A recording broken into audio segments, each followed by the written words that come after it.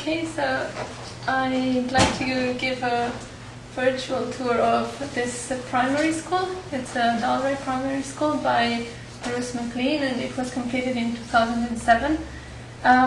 It is located in England, in North Ayrshire, and it is meant for over 400 primary pupils.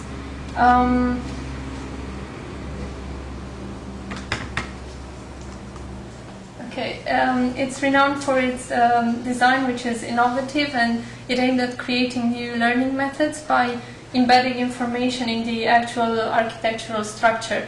And I chose this school for two reasons. First of all, because I think it's the kind of project that when you first see it, you can be really excited about the innovation, but there are some aspects about the space which I think are problematic.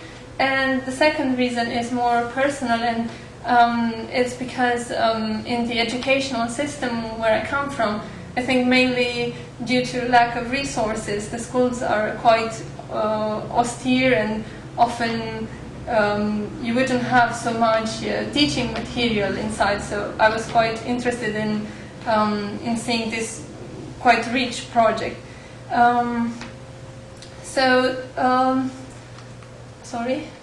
The element which you can see in the photograph here resembles a tree stemming out of the building, and I think this is meant to stand as a kind of emblem for the school to be recognized from a distance. But I thought that the outside of the school looks quite austere, and in some ways it is a bit artificial to have this tree stemming out of the building when in the surrounding areas there isn't so much vegetation. I mean, there I guess there is the sports field, and yeah, you can see some trees. Actually, this photograph is from the website, so it compiles a series of photographs, and the website doesn't offer actually too many visual resources. So I thought, yes, that the outside is quite austere, and you have this kind of feeling of concrete and something quite sterile, maybe, if I could say that.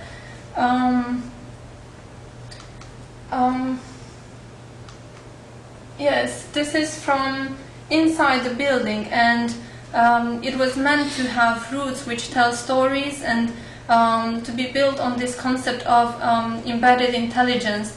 So facts, figures, phrases and drawings have been incorporated into the structure to give site-specific text and information.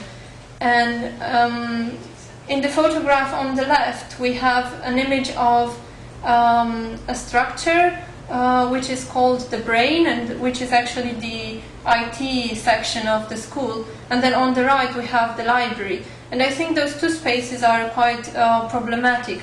And so this is the inside of the brain of the structure, which you can see there on the left.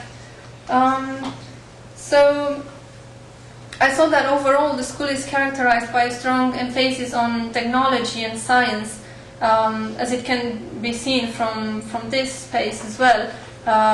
And this is informally known as the brain, which I think it's interesting to name a part of the school after a human body part, even if it contains computers.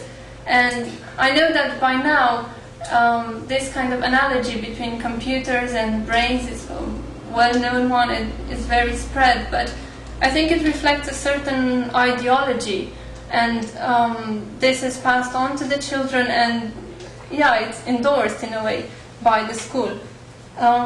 I also think that the space itself, through the color and the texture, looks again quite sterile in some ways, and it's also an enclosure. So to me it seemed to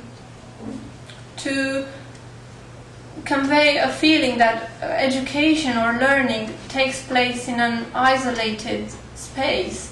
It's in a way removed from the normal space, from daily life in some ways. So especially when talking about technology and the fact that using computers a lot is quite an absorbing way of learning. I also wanted to move on quickly to the library. Oh, sorry. I think I went through all of them now. So the photo on the right side, because I think this structure is interesting. It's a kind of cylinder shape, and it resembles maybe a tower. But again, I thought that for a library, why should it be so enclosing in a way? Why enter this space and think that it's only there that reading or learning could take place? So I don't know if I'm right in this. It's actually something I'd like to ask you to think about, whether those two kind of enclosures within the school space are a positive element or not.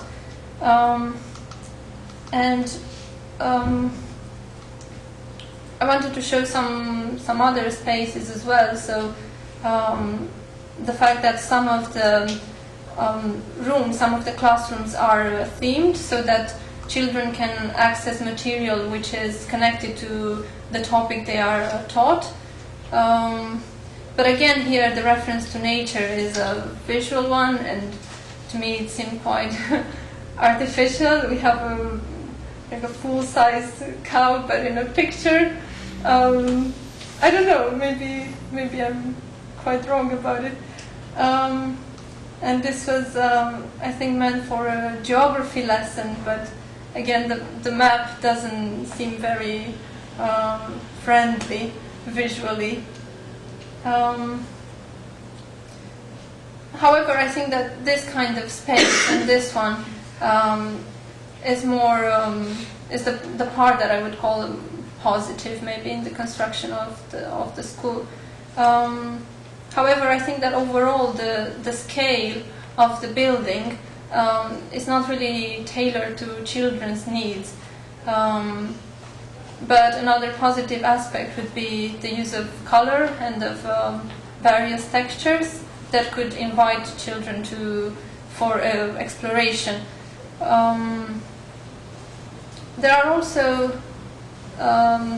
also this other question about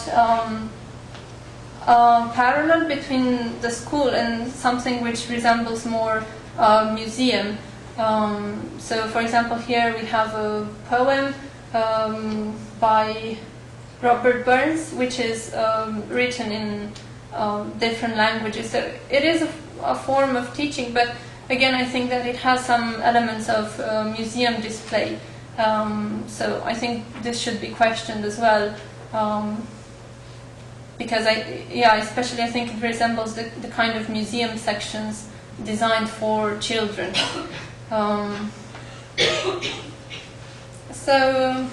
Yes, to conclude, I think it's an interesting project, but overall, I think some of the elements within the building are quite overstimulating, and they might point to learning as an experience which takes place in a kind of isolating environment. Okay, this is all. Thank you.